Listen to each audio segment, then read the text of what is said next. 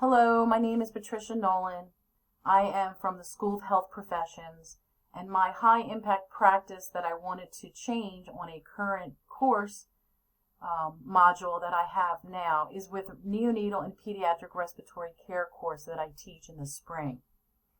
To kind of give you more insight, the students are ready to graduate after this course, so they have a prior knowledge of doing case studies and simulations with me. All students who wish to be respiratory therapists need to have critical thinking skills and prior knowledge to taking care of patients in the hospital. Working in the NICU setting is cause for prior knowledge and for the ability to work under unforeseen realities. During the case studies in my class, they're very beneficial and helpful to them to act in these critical moments. So currently I have case studies and sometimes simulations, but I'm sticking with case studies for this assignment in respiratory neonatal and pediatric class.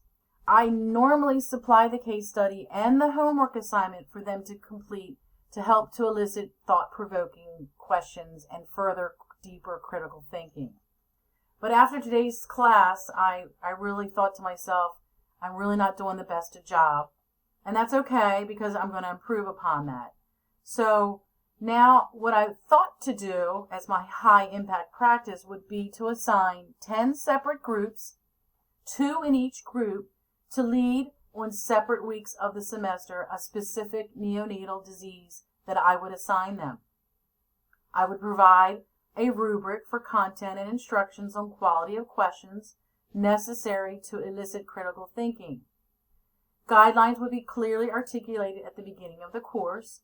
Each group assigned on their set week would be responsible for posting on the discussion board the case study that they created, lead that discussion board for the entire week, replying and giving great feedback to their classmates.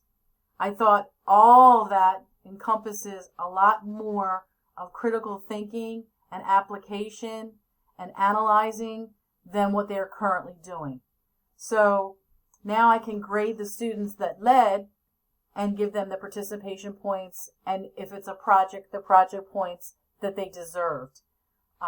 Keeping it a smaller group, I thought would eliminate a lot of coordination among a larger group.